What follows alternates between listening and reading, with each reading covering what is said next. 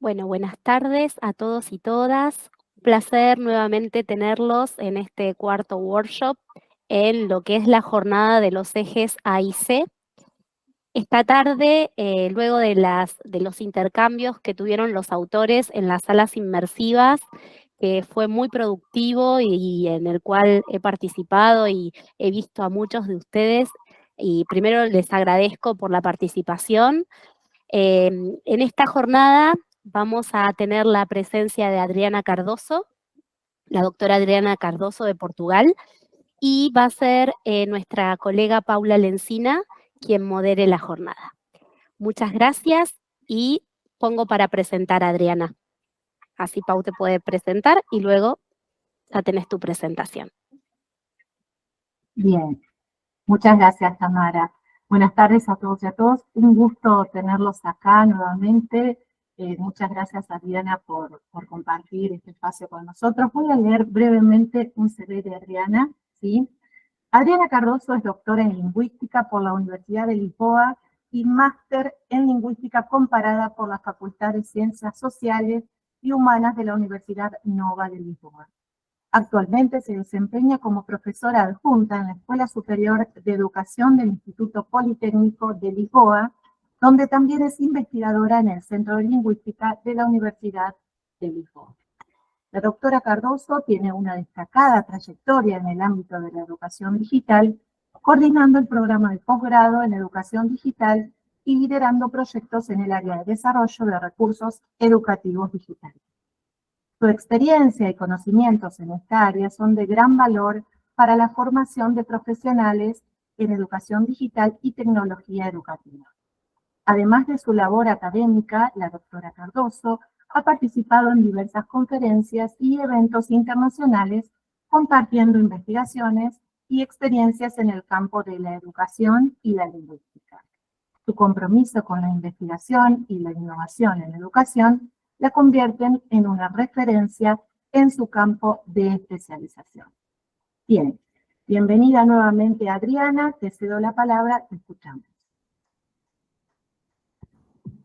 Olá a todos, estão a ouvir-me bem? Sim. Queria começar por agradecer muito o convite que me foi dirigido para estar aqui. Muito obrigada à vossa instituição, a esta organização e em particular que representadas neste contacto pela professora Tamara Amado e pela professora Cláudia Russo. É um prazer estar aqui convosco. Como já foi dito, eu sou portuguesa, estou em Portugal e, portanto, vou falar muito devagarinho para tentar ser clara nesta apresentação para vocês. Podemos então começar.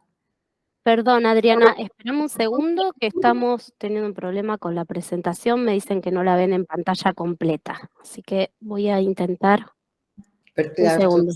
¿No es? Espérame un segundo.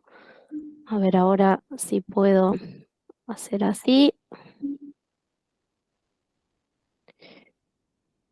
Y ahí la ven en pantalla completa. Sí, está perfeito. Okay. Ahora sí. Sí, ahora sí también, gracias.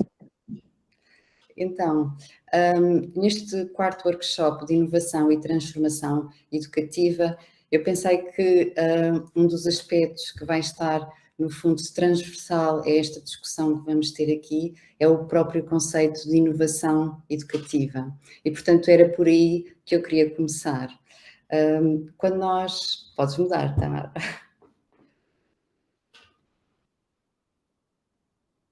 Quando nós pensamos no conceito de inovação em abstrato, de facto emergem logo algumas ideias e outros conceitos que lhe estão associados. Portanto, o conceito de inovação está ligado de alguma forma ao conceito de mudança, também de transformação / invenção, está também intrinsecamente ligado ao conceito de novidade, face a um paradigma de algo que é mais antigo, digamos assim, e tipicamente envolve de alguma forma alguma disrupção, algum corte com algo que era vigente até dado momento. Se nós aplicarmos Agora aqui introduzimos também a este conceito de inovação a parte da tecnologia e da educação. O que nós sabemos é que a tecnologia não é intrinsecamente inovadora, no sentido em que não é por eu usar tecnologia digital em sala de aula que eu tenho necessariamente, ou estou necessariamente a promover a inovação educativa. E, portanto, na literatura o que tem sido defendido é um pouco a ideia de que a tecnologia não é intrinsecamente inovadora, mas tem potencial para promover práticas inovadoras em sala de aula e não só. Em que é que consiste esta inovação? E eu acho que esta questão é muito relevante neste contexto.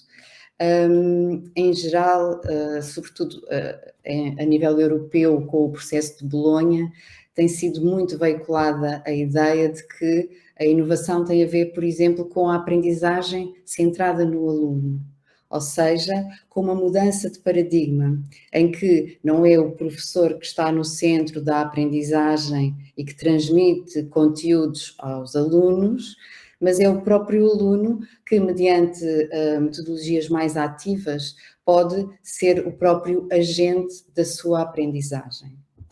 E, portanto, este é claramente, a nível europeu e desde o processo de Bolonha, uma ideia que tem sido veiculada, mas que não tem sido efetivamente, muitas vezes, posta em prática, apesar de, ao nível dos documentos orientadores, ficar prescrito esta ideia, na prática, as instituições de ensino superior, nomeadamente em Portugal, nem sempre põem em prática este princípio. Portanto, podemos quase dizer que foi uma oportunidade perdida, isto é, a efetiva implementação destas orientações mais a nível pedagógico, na prática não foi totalmente consolidada e implementada.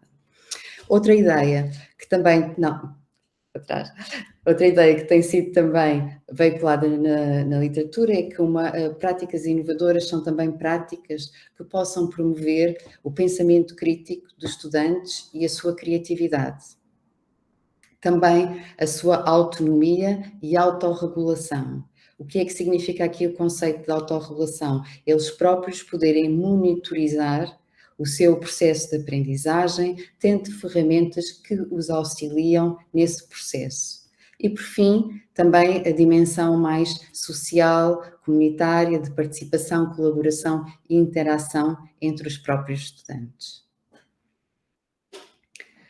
Acontece que, apesar destes princípios, digamos, serem veiculados, na prática, muitos autores têm salientado que a tecnologia é predominantemente utilizada para apoiar práticas educativas já existentes. Ou seja, em vez de veicular, de facto, uma disrupção e uma mudança no panorama educativo, muitas vezes o que é feito é uma transposição direta e a tecnologia está ao serviço de uma metodologia tradicional, transmissiva, centrada no professor, não havendo aqui, de facto, uma verdadeira inovação educativa. Para além disso, vários autores têm salientado, e eu acho que esta é uma dimensão muito importante da questão, que há algumas barreiras à inovação no ensino superior. E, segundo estes autores, a pedagogia é a barreira mais importante, ou seja, não é tanto o uso de tecnologia que é difícil para os professores, a ideia é que facilmente nós podemos, é mais fácil promover o desenvolvimento da competência digital dos docentes do que propriamente a dimensão e o seu conhecimento ao nível da pedagogia. E isto é um entrave porque, de facto, só juntando as duas dimensões, uma dimensão pedagógica ao uso de tecnologia, é que é, no fundo, possível promover uma efetiva mudança e inovação no campo educativo. Pronto, no fundo, esta é a problemática geral que me parece que nós vamos abordar nestes dois eixos. E então vou passar só aqui a lançar algumas ideias relativamente ao eixo A. O eixo A intitula-se Conteúdos Digitais e a sua aplicação em distintos espaços educativos. E aqui nesta equação, digamos assim, há algumas questões que surgem. Por exemplo, e esta é uma questão muito premente, que conteúdos digitais podem contribuir de forma mais efetiva para a aprendizagem dos alunos. Okay? Portanto, de que forma é que o uso das tecnologias, e neste caso dos conteúdos digitais, pode constituir de facto uma mais-valia?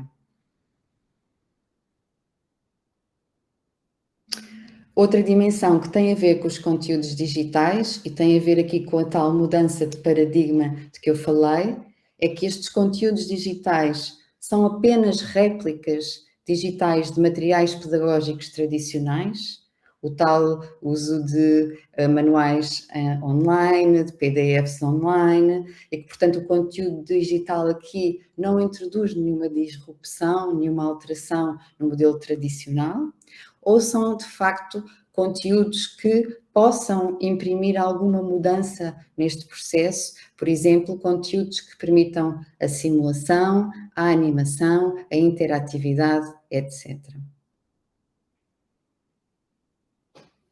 Depois, em relação à parte, falei-vos até agora da parte dos conteúdos digitais, mas passemos agora à parte dos espaços educativos, não é?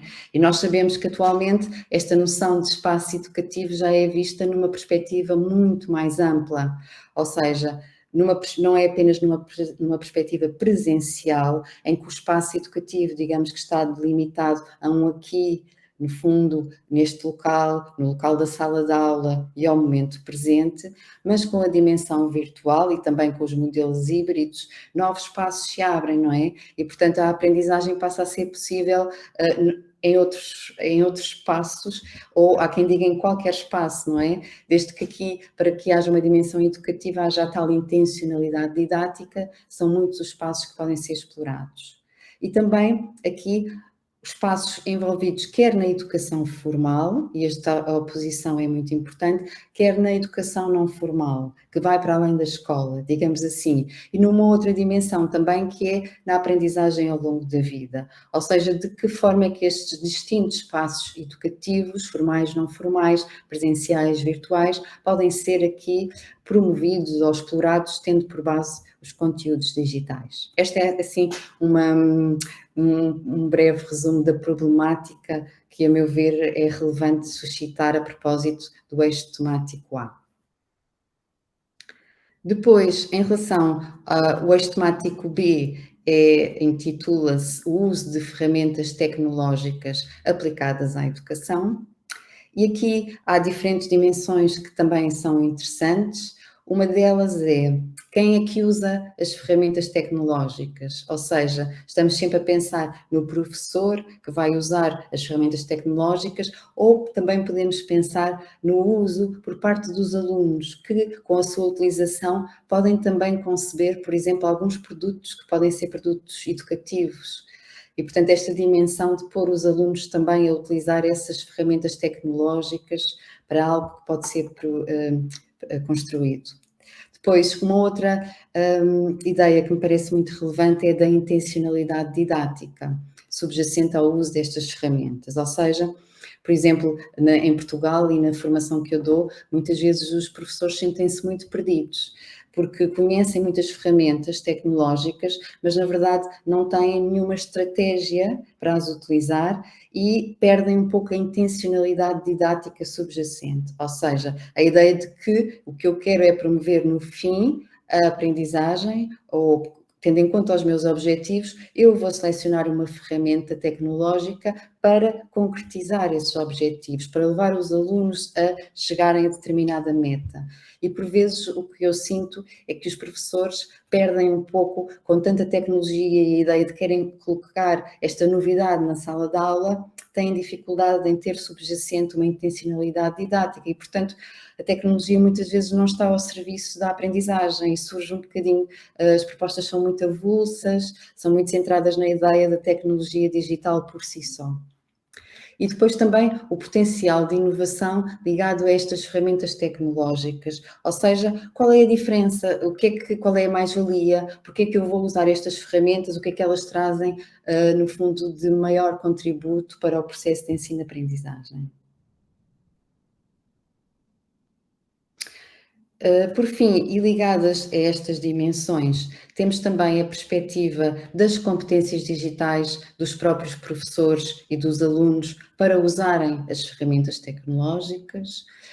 Já vamos ver um pouco mais à frente, quando virmos aqui algumas propostas destes dois eixos, a dimensão ética também começa a ser muito debatida, já tem vindo a ser, mas que com a criação de algumas ferramentas mais ligadas à inteligência artificial, coloca-se muito esta questão do uso ético de ferramentas para fins educativos e, portanto, em termos gerais, de que forma é que estas ferramentas podem então introduzir a mudança, a disrupção e, de facto, uma inovação ao nível da educação. Era este o contexto geral que eu vos queria deixar. E agora temos aqui, posso avançar para aqui, Tâmara e Paula? Sim. Ok, então, no fundo, o que as organizadoras também as moderadoras deste painel, me enviaram foi, digamos que, uma chuva de palavras que foi construída a partir dos artigos e dos próprios resumos que vocês submeteram para as vossas apresentações. E, portanto, quando nós olhamos para as palavras e expressões mais usadas nas propostas do eixo A, de facto há aqui duas ideias que são mais salientes, não é? Que mesmo visualmente estão em letras maiores, que são, por um lado, o design instrucional e, por outro, aqui, desenho instrucional e, por outro, o conceito de realidade aumentada. E, portanto, começando aqui e não querendo comprometer com a definição problemática destes conceitos na literatura, que nós sabemos que o próprio conceito de desenho instrucional é muito problematizado, e, portanto, eu aqui vou apresentar uma definição muito simples e não comprometida com diferentes perspectivas, não é? Vou só definir o desenho instrucional como o processo através do qual os produtos interativos e as experiências de aprendizagem são desenhadas, desenvolvidas e distribuídas. Portanto, este foi, assim, um conceito-chave que emergiu das vossas comunicações e apresentações. E depois um outro conceito é o conceito de realidade aumentada,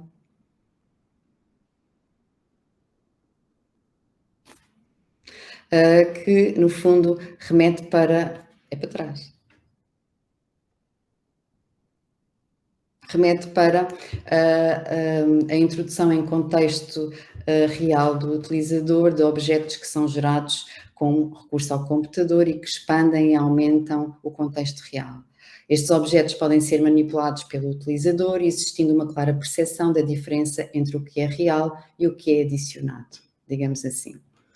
E agora, não sei, a Tâmara e Paula, se querem passar já para a discussão deste eixo A, podemos já... Como vos quieras, Adriana, manejalo vos. Então, se calhar passávamos já, e dentro deste eixo A foram incluídas duas apresentações, duas comunicações, e eu vou, no fundo, pegando nestes contextos, lançar aqui algumas questões, apelando à vossa participação, debatendo algumas questões que eu vou colocar agora. Tâmara, queres avançar?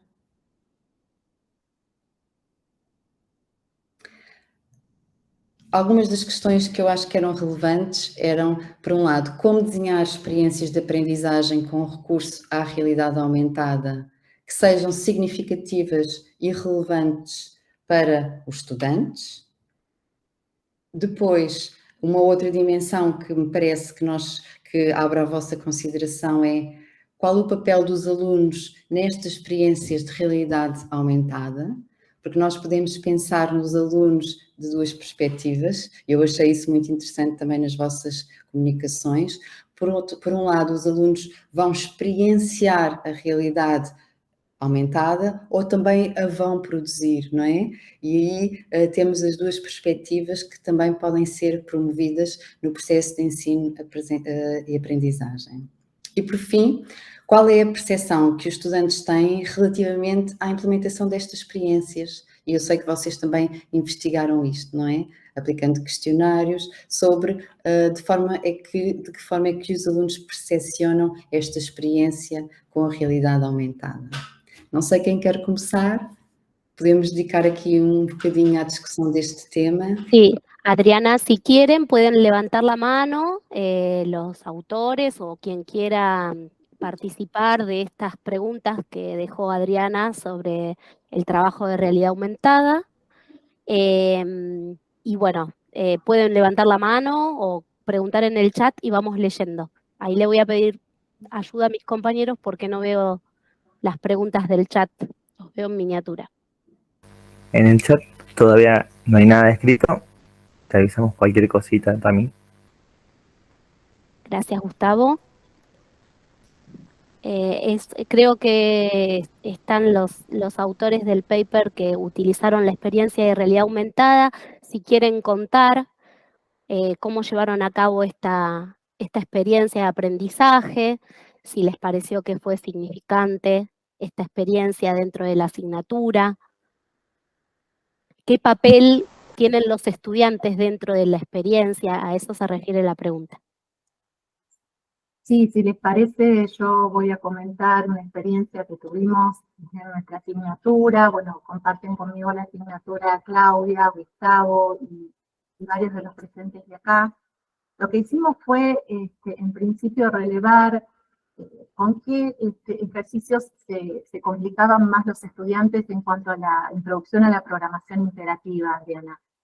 Y entonces lo que planificamos fueron algunos tutores virtuales a través de realidad aumentada. Lo que hicimos fue, bueno, primero relevar cuáles eran los ejercicios en donde ellos estaban más complicados y después en esos ejercicios pusimos algunos QR en donde ellos accedían a tutores virtuales con realidad aumentada que les proveían de preguntas disparadoras, por ejemplo.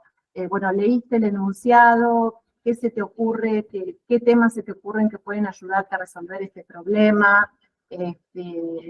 Bueno, los mandábamos a ver algunas páginas o a ver algunas teorías. Digo, no es que le dábamos la respuesta a través de la realidad aumentada, sino que eso era como un apoyo más, ¿sí?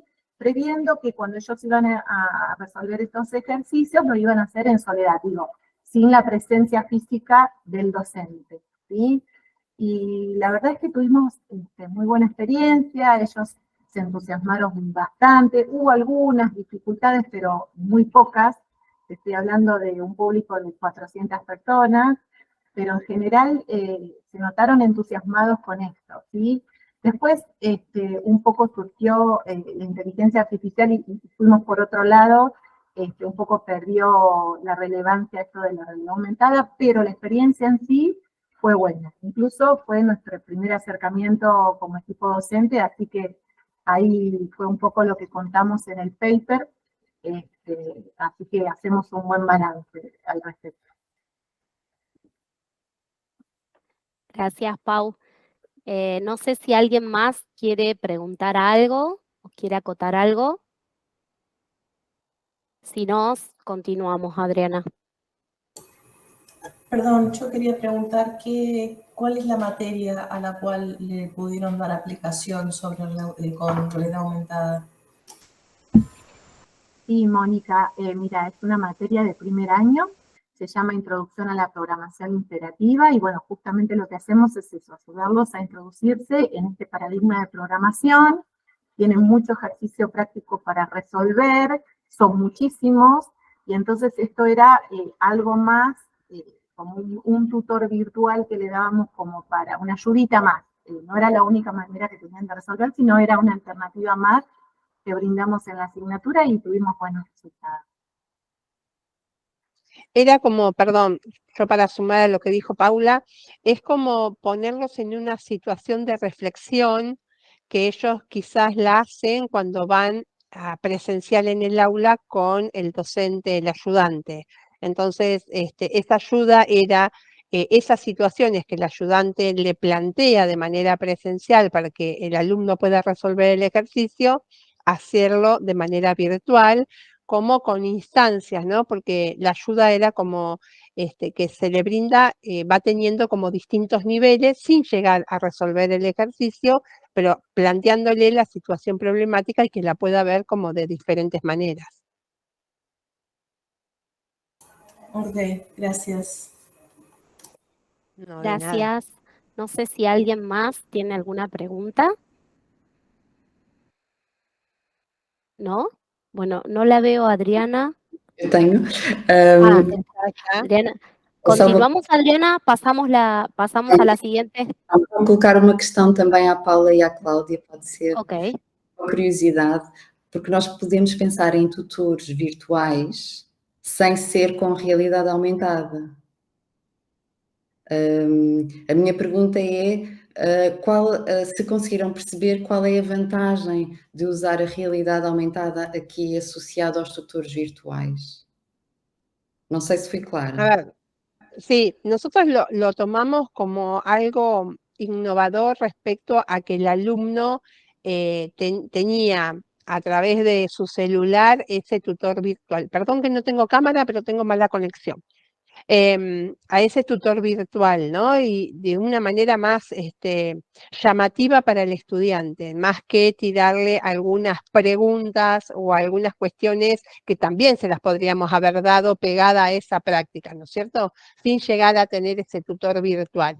Pero nos pareció bastante innovador y como que llama la atención. El tema es que el alumno a través del QR que puede estar leyéndolo con el celular, aparezca un muñeco que definimos hablándole o diciéndole, porque el tutor virtual tiene audio, entonces ese personaje le habla de alguna manera y el alumno puede interactuar, ¿no? Decir, sí, te entendí, no te entendí, entonces hay como comportamiento de ese tutor virtual y nos pareció como innovador, como una práctica innovadora y queríamos ver qué resultado nos daba, ¿no?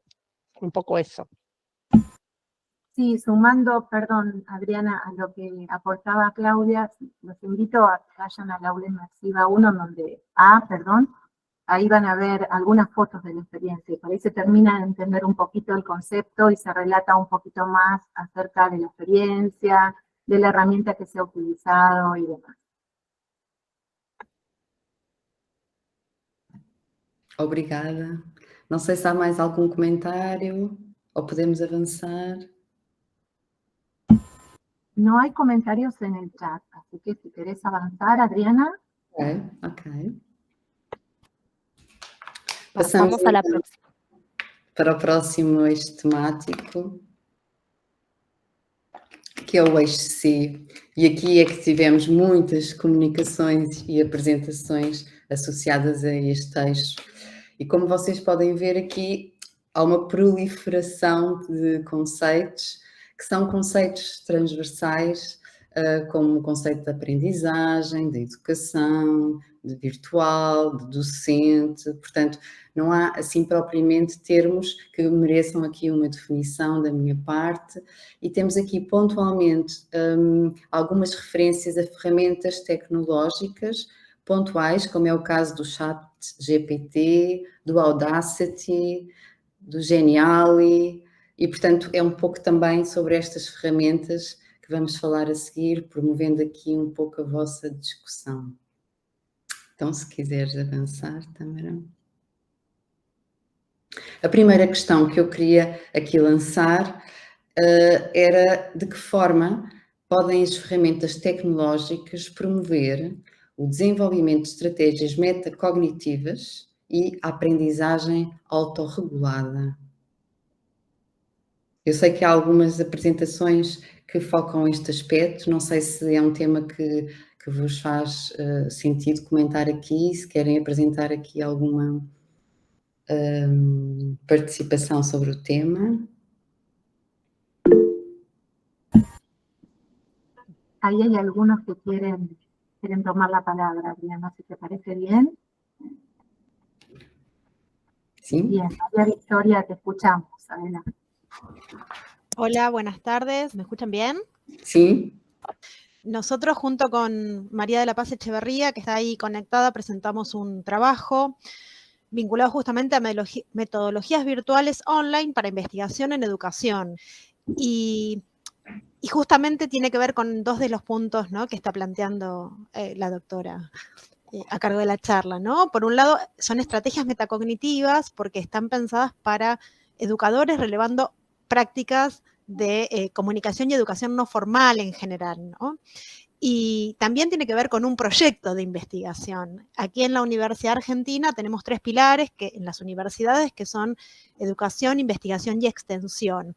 Y en esto, un poco forzados por la pandemia, también nos abrió oportunidades, nos habilitó búsquedas, nos facilitó trabajos, nos desplazó algunos objetivos, algunas metodologías, pero son herramientas que, pensadas desde todos estos recaudos, ¿no?, que se planteaban recién, como condicionamientos, posibilidades tecnológicas de acceso y de competencias, bueno, pueden enriquecer nuestras prácticas, ¿no? En el trabajo hacemos un recorrido por algunas de las metodologías que nos permiten también relevar procesos metacognitivos, ¿no?, en situaciones algunos más típicas de la docencia, pero también que pueden ser susceptibles de ser llevados adelante en otros ámbitos, ¿no? Muchas gracias, Victoria. Sí, Adriana, ¿querés hacer algún comentario al respecto? Não sei se mais alguém quer fazer algum comentário. Tenía la mano levantada Laura. Bien. Ok, ahí Mónica. Laura, ¿querías comentar algo? Perdón. No con respecto a lo que acaba de decir María Victoria, sino para después comentar la ponencia que escribimos nosotros. Ok, bueno, escuchamos a Mónica y luego te escuchamos a vos, Laura, ¿puede ser? Sí, Mónica, te escuchamos. Gracias. Bueno, en el caso de la Universidad Provincial de Seiza, nosotros teníamos desde hace bastante la plataforma de educación virtual del EVEA, se llama Entorno Virtual de Enseñanza, y que obviamente nos vimos obligados a utilizar de manera compulsiva quienes estábamos y quienes no, acostumbrados al uso de herramientas, y bueno, eso fue como bastante disruptivo. Y por otro lado, en el caso de la experiencia que nosotros presentamos como trabajo, puntualmente en la carrera de Comercio Internacional, especialmente en primer año para la materia que se llama Introducción al Comercio Internacional, suele haber muchísima cantidad de alumnos. De hecho, se abren entre 6 y 8 comisiones cada año, dependiendo de la cantidad de inscriptos. Y esto fue un trabajo que se había iniciado incluso allá por el 2018-2019, justamente para poder, digamos, consolidar tanto la bibliografía como, digamos, los temas que se daban dentro de lo que era el proyecto de cátedra. Y la pandemia vino a catalizar todo esto, a ayudar a que eso se acelerara, lo cual representó un trabajo coordinado entre todos los profesores de las distintas comisiones para la elaboración de las preguntas que se hicieron después en los parciales, y también, digamos, la utilización de la bibliografía para que, digamos, todos los alumnos estuvieran como parejos en cuanto a los textos que se elegían para los distintos temas. Y bueno, eso, digamos, no fue sin un esfuerzo de ambas partes, ¿no? Tanto de alumnos como de docentes. Pero a partir de esa disrupción que representó la pandemia, se naturalizó el entorno de enseñanza virtual, tanto para el tema de, en su momento, bueno, obviamente el dictado de las clases, los modos de evaluación y la bibliografía, pero ahora también para poder presentar esta cuestión híbrida de a lo mejor clases asincrónicas o clases sincrónicas virtuales, la disponibilidad del material, que para los alumnos es muchísimo más práctico acceder a la plataforma, con lo cual, más allá de todas las dificultades, creo que en definitiva el resultado fue positivo. Hay, por supuesto, un montón de cosas para mejorar, ¿no? Pero el resultado creo que ha sido muy positivo. Si no hubiera venido la pandemia, tal vez solo algunos docentes hubiéramos estado utilizando el entorno virtual, ¿no? Y es, la verdad que es un entorno con muchas potencialidades. Gracias, Mónica. Muy interesante escuchar las experiencias de todos y todas, pero nos resulta imposible en el tiempo por ahí si nos explayamos mucho, ¿sí? Tratemos de ser breves con los relatos. Es muy interesante escucharlos.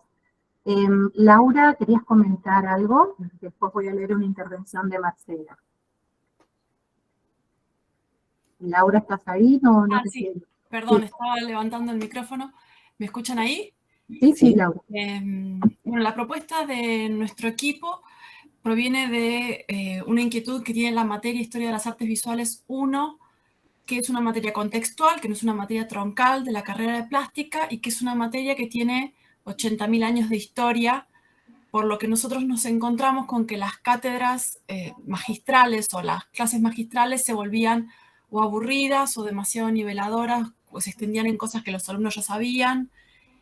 Y a partir de eso comenzamos a introducir pequeños videos o pastillitas que buscamos que sean interactivos, que desarrollen los conceptos más complejos o la pertinencia léxica de los autores que es más compleja, de forma que los alumnos tengan más independencia o estén más autorregulados para dedicarse a aquello que en una clase magistral se puede volver aburrido y no dejar de hacer clases magistrales, tampoco apoyar todo en el campus virtual, pero en la complementación de una clase magistral tradicional, el campus virtual y la interacción profesor-alumno y estos pequeños videos interactivos que estamos componiendo en un proyecto que estamos haciendo en la Facultad de Artes de la Universidad de La Plata, generar material y generar nodos de interacción entre alumnos e incluso el público general para que accedan a los contenidos de historia del arte de forma más dinámica, más autónoma, interactiva,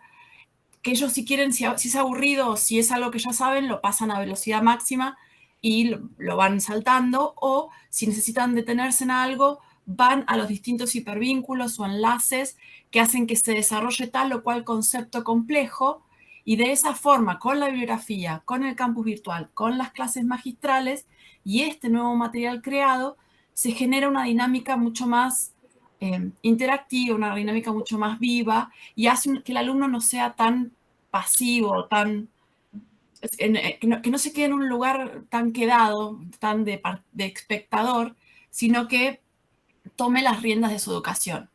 Y en ese sentido, Historia de las Artes Visuales está recién empezando el proyecto, pero hasta ahora venimos avanzando bien. Muchas gracias, Laura, por tu intervención. Adriana, ¿te parece hacer algún tipo de intervención? Eu acho que o que a Mónica e também a Laura acabaram de dizer tem muito a ver também com a próxima questão que eu colocaria, que era de que forma podem as ferramentas tecnológicas auxiliar a implementação de metodologias como a sala de aula invertida, Flipped Classroom, e aqui achei interessante, por exemplo, a Mónica fazer referência à questão dos livros e da leitura de bibliografia e também aos vídeos interativos de que a Laura falou, que são de facto alguns elementos que podem ajudar a implementar esta sala de aula invertida. Em que é que consiste? Basicamente é que os alunos previamente possam ter acesso a conteúdos, que possam ler textos, que possam visionar vídeos, respondendo a questões interativas, e que depois a sala de aula propriamente seja baseada na discussão de temas e não propriamente na apresentação de conteúdos. Portanto, eu achei interessante estes contributos que deram para esta dimensão também. Não sei se mais alguém quer introduzir aqui uma reflexão sobre esta metodologia de sala de aula invertida, e há também uma apresentação, pelo menos, que foca também o uso das ferramentas tecnológicas para a aprendizagem baseada em projetos. Não sei se alguém quer refletir sobre estas duas dimensões, acrescentar algo ao que já foi dito. Sempre um pouco na lógica da tecnologia ao serviço também da implementação de modelos específicos, não é? Modelos pedagógicos e não usada em abstrato, sem nenhuma intencionalidade. Ou se quiserem alargar um pouco a discussão ao serviço de metodologias, por exemplo, mais construtivistas, em que coloquem de facto o aluno no centro da aprendizagem. Não sei. Temos aqui uma mão levantada. Sí, Adriana, María Virginia quiere hacer tu aporte. Escuchamos.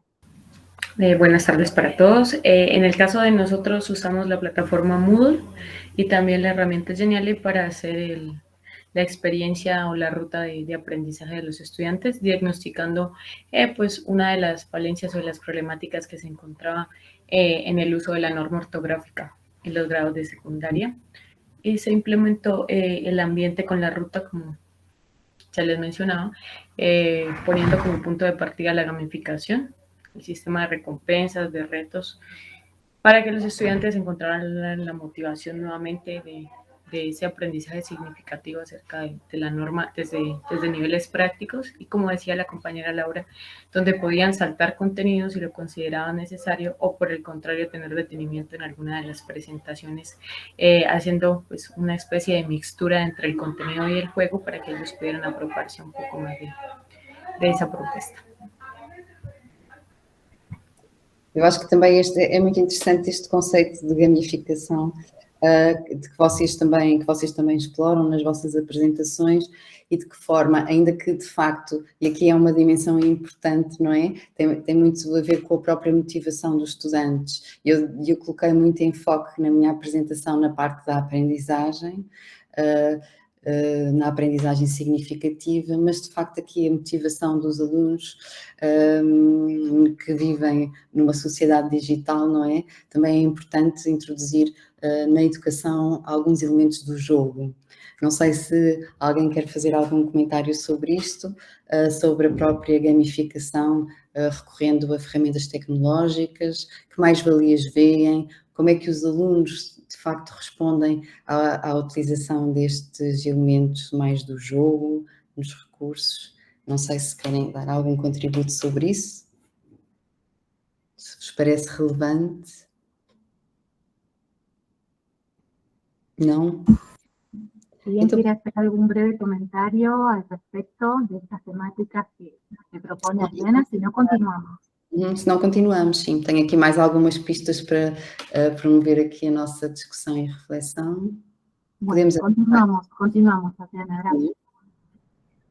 Sí, les vamos a pedir a los presentes que sean breves en las intervenciones, por favor, así podemos cumplir con los tiempos pactados para el workshop.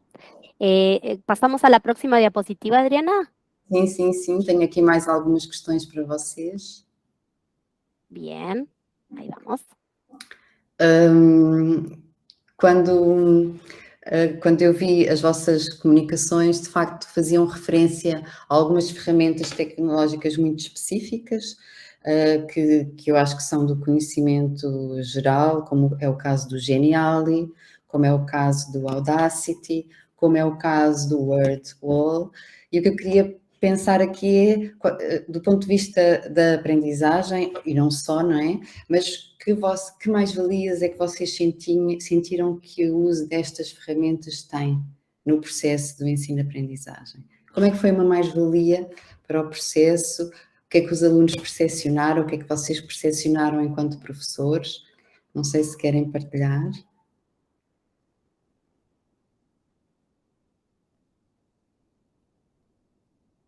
¿Alguna pregunta? ¿Alguien que quiera comentar algo sobre estos temas?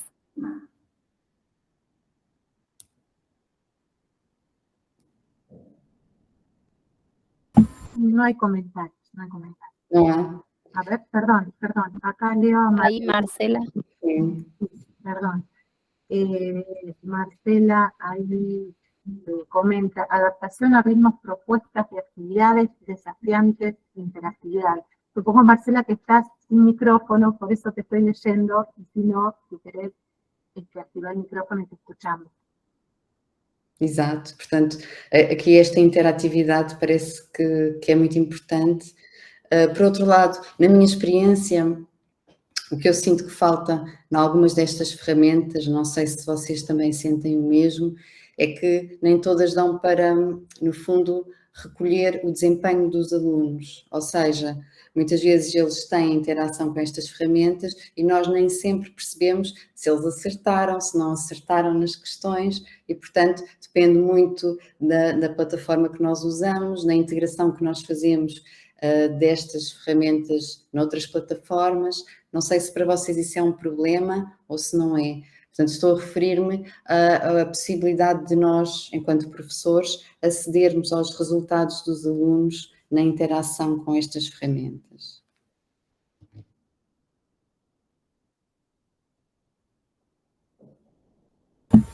Ahí están en el chat hablando, Pau, no puedo terminar de leer, pero si querés leer los comentarios.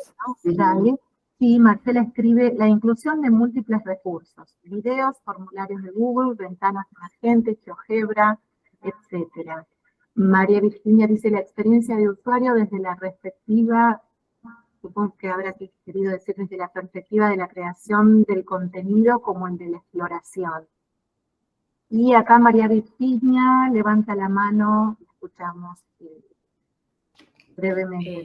Sí, claro que sí. Genially nos ofreció mucho contenido llamativo respecto a sus iconos, a sus plantillas. La capacidad de adaptar cualquier material a ellos fue lo que nos dio como más sutileza y fluidez en la preparación de los contenidos para los estudiantes alrededor de la temática seleccionada. En cuanto a WordWall, me parece que es una herramienta muy necesaria también porque uno de manera rápida y de manera efectiva crea sus cuestionarios y los cuestionarios se validan con su misma ponderación y se hacen de manera pues muy exacta, y también tienen la posibilidad de programar cuántas veces se quiera presentar el contenido o cuántas veces se quiera permitir al estudiante hacer su validación. Gracias. Obrigada. Gracias, María Virginia.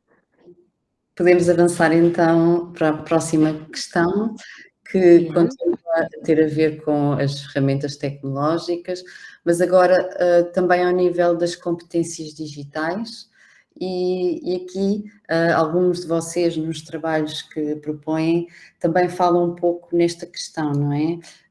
Quando nós falamos de ferramentas tecnológicas e a sua utilização em sala de aula, coloca alguns desafios na formação de professores e no desenvolvimento de competências digitais também dos próprios professores e também dos alunos, não é? E aqui há aqui um documento europeu que nós usamos como referência relativamente às competências digitais dos docentes, que é este European Framework for the Digital Competence of Educators, que é um quadro de referência, digamos assim, que esteve na base também na criação de um questionário que é aplicado aos docentes e que lhes permite fazer depois uma espécie de autoavaliação das suas competências digitais.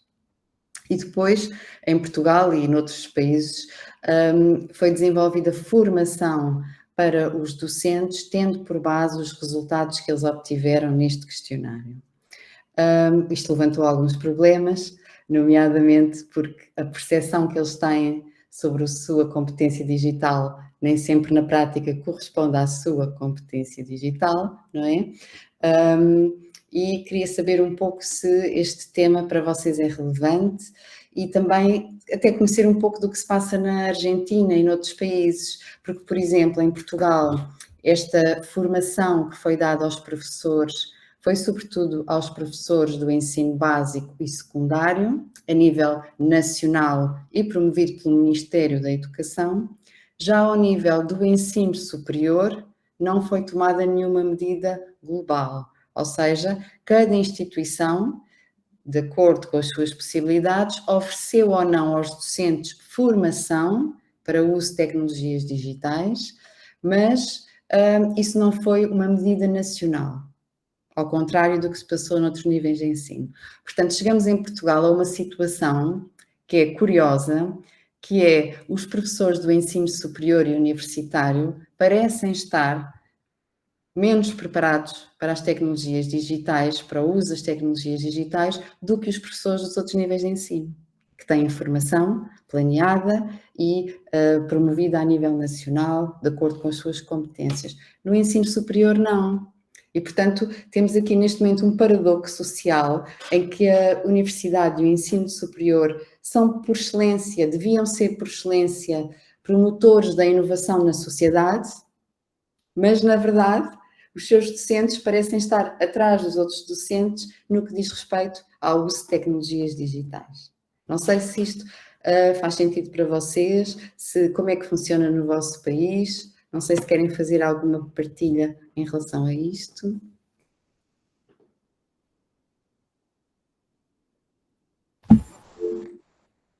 Ahí Adriana del Valle ha levantado la mano. Le damos la palabra. Adriana.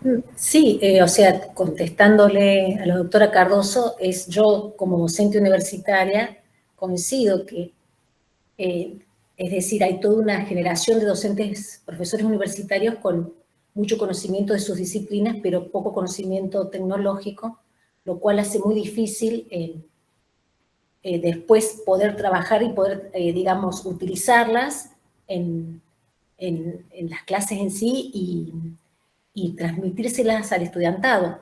A nosotros, nuestra facultad, bueno, yo soy de la Facultad de Lenguas de la Universidad Nacional de Córdoba, hay un departamento TED de educación tecnológica, digamos, que apoya a nuestros docentes con cursos y a veces son cursos muy básicos, ¿no? O sea, ¿por qué? Porque hay como una falta, digamos, hay profesores que avanzan en el conocimiento de la tecnología porque lo hacen de motus propio e investigan incluso tenemos compañeros, colegas, magísteres en tecnología educativa, pero hay una gran parte también de profesores universitarios que han quedado atrás de eso y que de repente necesitan o sea, para incorporar tecnología al aula necesitan preparación. Muchas veces se apoyan en asistentes más jóvenes que van haciendo un trabajo, pero no es un trabajo organizado ni articulado, depende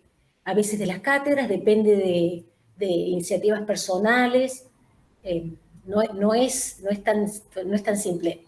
En particular, para lo que nosotros enseñamos, que es lenguas extranjeras, la tecnología es fundamental porque no podríamos llegar al número de estudiantes. Nosotros trabajamos con primer año, hemos tenido siempre a razón de 1.200 estudiantes por año que ingresan. Este año, por ejemplo, ingresaron 2.000, es decir, cada año va como en aumento, y si no tuviéramos el apoyo del aula virtual en Moodle y esa combinación para poder trabajar, se hace muy difícil. En nuestro caso, nosotros además intentamos diseñar e incorporar, es decir, buscar a través de la tecnología no solamente el acceso masivo a todo el estudiantado, sino también en especial a aquellos que tienen, por ejemplo, ciertas dificultades.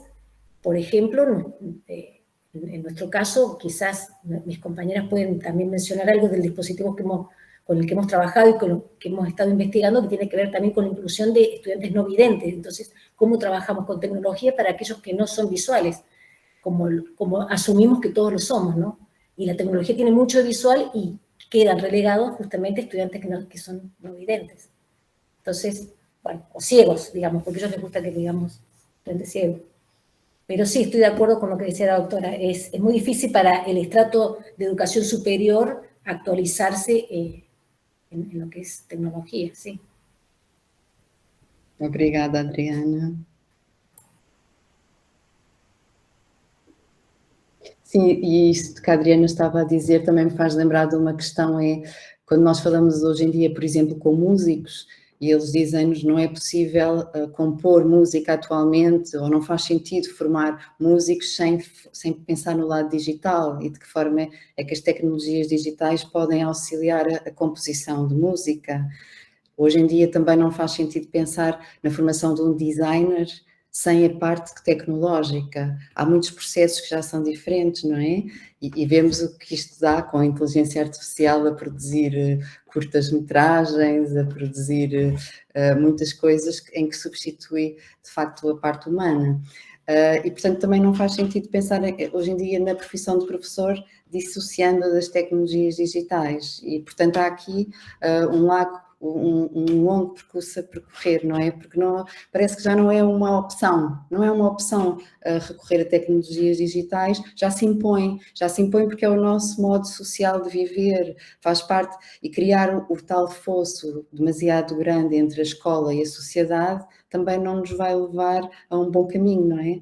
E, portanto, aqui este fosso dos professores do ensino superior também me deixa aqui da formação dos professores do ensino superior ao nível das competências digitais e depois também dos alunos, não é? Porque também o mito dos nativos digitais já caiu e, portanto, muitas vezes nós também sentimos que os nossos alunos, quando chegam em Portugal, quando chegam ao ensino superior, têm competências digitais, mas não são necessariamente ao nível do processamento de texto, do Excel, muitas vezes estão muito competentes em redes sociais, etc., mas depois faltam-lhes aqui também estas competências digitais que também são necessárias a outro nível.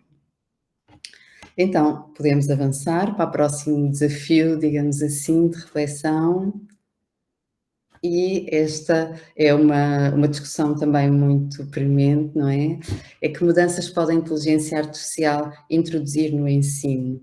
E já falámos de tutores virtuais também, e podemos falar um pouco do tema do dia, não é? Que é um pouco a questão também do ChatGPT e dos medos. Por um lado, se há autores que defendem o potencial do ChatGPT e de que forma é que ele pode ser introduzido no processo de ensino-aprendizagem, muitos também salientam os problemas que isso coloca ao ensino tradicional, não é? Porque utilizar o ChatGPT em contextos de ensino tradicional, em que há transmissão de conteúdos, em que o aluno é um mero receptáculo da informação, gera um problema gravíssimo, não é? Porque tudo o que é pedido numa perspectiva tradicional de avaliação, provavelmente o ChatGPT faz. Com alguma necessidade crítica por parte do aluno na seleção de informação, mas muitas das questões são facilmente respondidas e este é um tema provocatório. Não sei se alguém quer dizer alguma coisa sobre isso. Adriana, hoy en las salas inmersivas de la tarde, sé que hubo un intercambio muy productivo y estuvo muy, muy bueno respecto a la inteligencia artificial, a la utilización del chat GPT y demás. Creo que el autor del paper se encuentra en la sala. Yo no sé si brevemente, Leo, querés dar algún tipo de conversación sobre este tema. Muito interessante, não é? Em que utiliza o próprio ChatGPT para responder às questões que o ChatGPT coloca. Si no, le podemos preguntar al mismo chat. Creo que no está Leo ahora. Ah, ¿no está? Ah, bueno, no veo si está. Bueno, nada, los invitamos entonces a después a ver el trabajo de Leonardo que se encuentra en la sala inmersiva. Y bueno, sí sabemos que hubo un intercambio, que se generó un intercambio importante en la sala de Meet, del EGC, respecto a este tema. Ok. Então podemos avançar.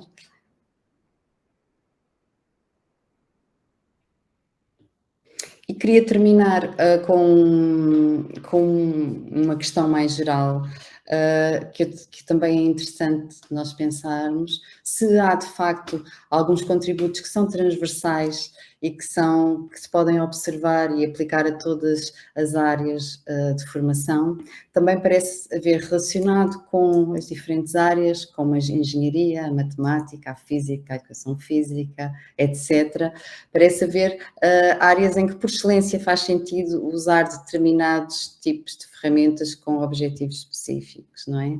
E, portanto, queria, não sei se alguém, um pouco também para chamar aqui à conversa pessoas destas áreas que queiram fazer esta partilha, de que forma é que é uma mais-valia também para as vossas áreas o uso destas ferramentas tecnológicas na formação.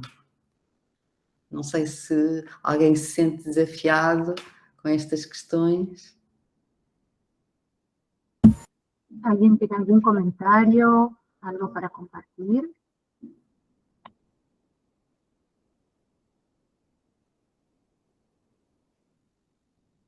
Yo creo que ya sobre lenguas nos estuvieron comentando. No sé si alguien más.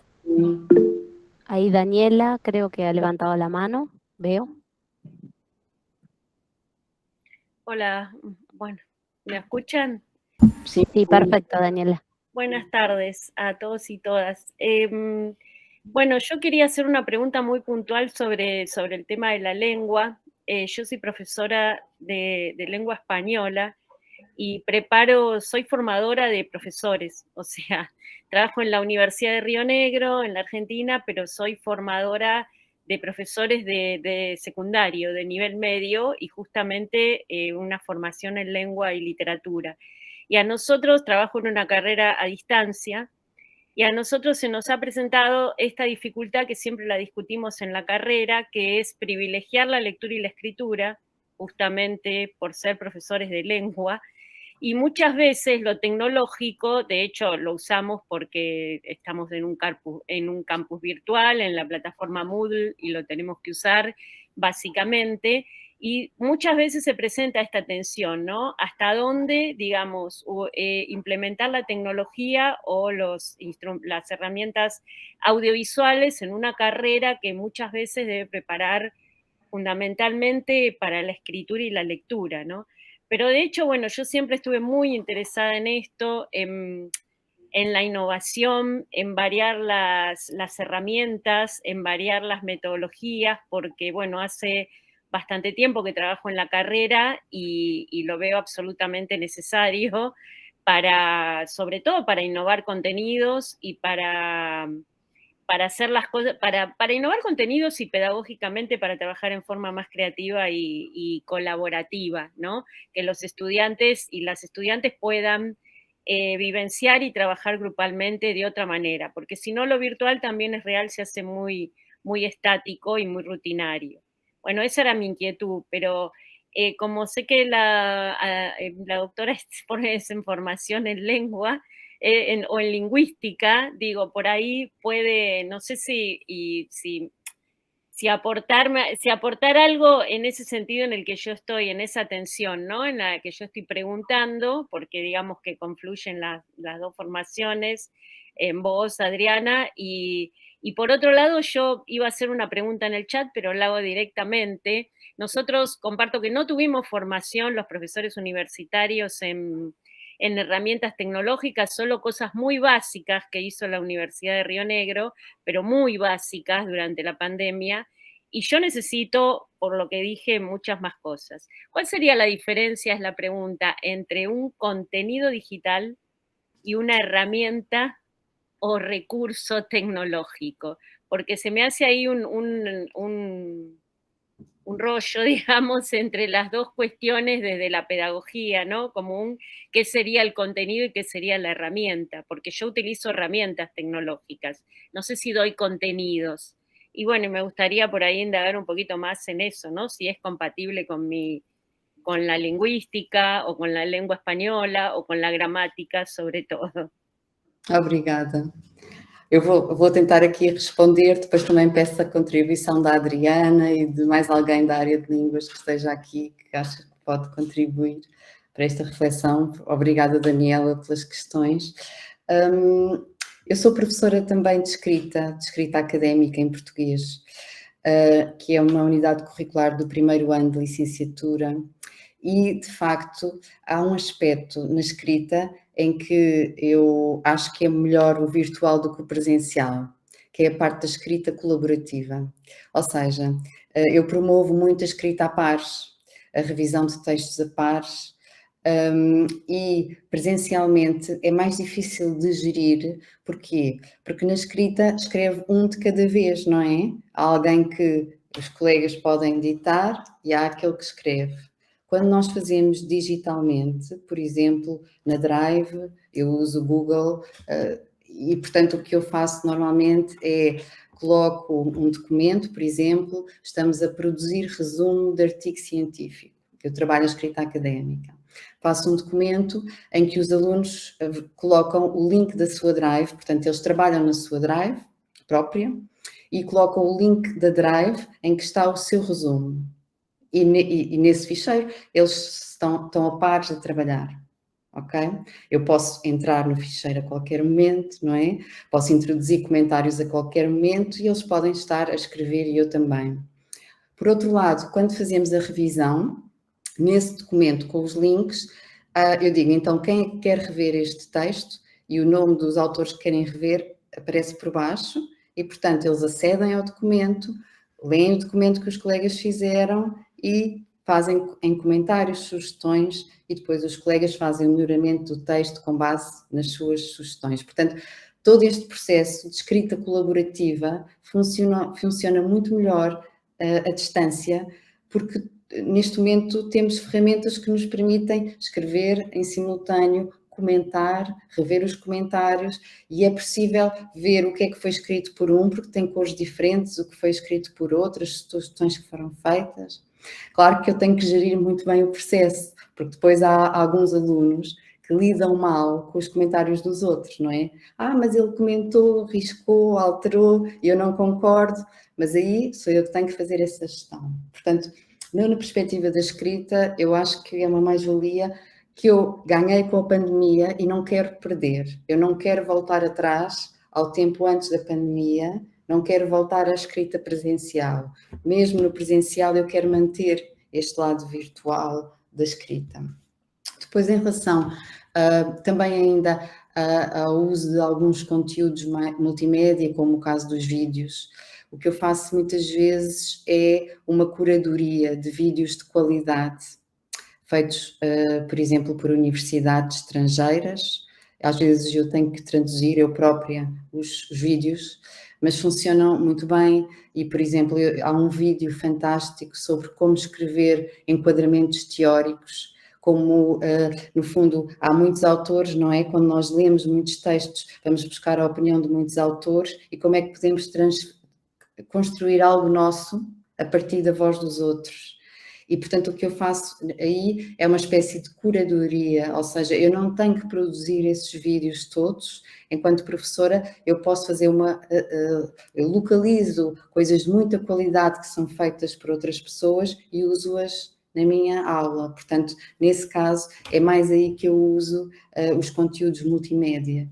Não sou eu que os produzo. Claro que na pandemia eu tive que produzir alguns vídeos sobre como fazem citações, como fazem referências bibliográficas, etc. E até estou a pensar utilizar esses conteúdos doravante de outra forma. Mas eu diria que é basicamente esta a utilização que eu faço. E acho que é uma mais-valia usar o virtual neste sentido, na escrita e na leitura também. No sé si dei algunas pistas, Daniela. Gracias, Adriana. Y yo para agregar, respecto de la pregunta que hacía Daniela, si me permitís, Adriana, ella preguntaba la diferencia entre una herramienta tecnológica y un recurso. Okay. Las herramientas tecnológicas son las que nos permiten crear los recursos didácticos. A veces se le llaman recursos tecnológicos, mal llamados en realidad, porque lo que son recursos didácticos, ¿sí? Recursos se le llama, por ejemplo, a una consigna de una actividad. Esa consigna de actividad uno podría desarrollarla con cualquier herramienta tecnológica. Por ejemplo, con una presentación PowerPoint, con un Genially, con un pequeño video, con un audio, ¿sí? Esas son las herramientas tecnológicas que nos permiten crear recursos didácticos. un poco para aclarar, Daniela, esta consulta que por ahí, a veces en la jerga de cuando hablamos de recursos, herramientas y qué sé yo, hacemos como una mezcolanza de cosas que por aí tienden a la confusión. Por exemplo, só para complementar aqui o que a Tâmara estava a dizer, e acho que foi a Laura que falou muito dos vídeos interativos. Claro. Portanto, um vídeo interativo é, por exemplo, imaginem, alguém está a apresentar determinados aspectos, para o vídeo, é uma hipótese, não é? Para o vídeo e surgem questões feitas ao estudante, que eles têm que responder. Então, isto, neste caso, é considerado um conteúdo digital que, para ser feito, precisou, nomeadamente, de uma ferramenta, como é o caso do H5P, que permite isto, permite ao professor parar a gravação e introduzir naquele momento questões. Portanto, para fazer isto, para fazer estes cortes no vídeo e pôr as nossas questões, precisamos de uma ferramenta tecnológica, que pode ser, por exemplo, o H5P, e com isso nós construímos um conteúdo, não é? Digital. É isto, não é, Tâmara? Así es, así es. H5P es una herramienta que, bueno, dentro de la universidad y creo que aquí es muy utilizada, así que sí. No sé si, Daniela, quedó claro o necesitas algún otro tipo No, de... sí, tengo que hacer una formación digital en herramienta, en tecnología educativa, pero bueno, yo vengo de la enseñanza tradicional de las letras y presencial y así lo aprendí, ¿no? Está Entonces, bien. es como, pero forma parte de una innovación totalmente. No, lo que recordé es el uso de la wiki, que es algo que yo uso bastante en el campus, a veces para la escritura y para la construcción de conceptos, ¿no? Sobre todo. Pero bueno, gracias. No, por favor. Bueno, no sé si hay alguna otra pregunta, Pau, o podemos avanzar. Adriana, Ninguna pregunta. ¿Avanzamos, Adriana, a la próxima? Eu não tenho mais perguntas. Não tenho mais. Posso fazer um comentário final, se quiserem. Não sei se alguém quer dizer mais alguma coisa. No, está bien. Cerra, Adriana. Si quieres. Posso encerrar? Sí. Sí, sí, podemos hacer el cierre. Voy a dejar de compartir, así los veo. Y, perdón, Adriana, mientras vos vas haciendo el cierre, les vamos a pasar por el chat el link y para que ustedes puedan inscribirse a esta jornada y después recibir el certificado digital, ¿sí? Y yo voy a compartir la pantalla también con el código QR, por si alguien quiere escanearlo también y puede inscribirse a través del código QR. Mientras tanto, le doy la palabra a Adriana para que pueda continuar. Olha, queria agradecer-vos muito este bocadinho e esta possibilidade de discutir convosco estas questões.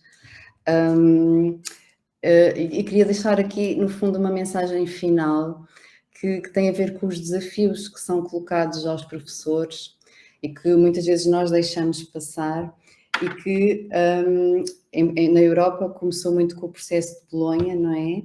E com a ideia de que tínhamos que introduzir algumas inovações ao nível das metodologias e da nossa prática, e foi uma oportunidade largamente perdida, no sentido em que reformulámos os planos de estudo, mas na verdade não introduzimos grandes alterações ao nível das práticas, ao nível das metodologias, continuámos com práticas transmissivas de forma geral. Depois houve também uma grande oportunidade que aí teve algum reflexo, que foi a pandemia, não é? No mal que teve no mundo, acabou por, de alguma forma, trazer as tecnologias digitais de novo para o centro do processo, não é?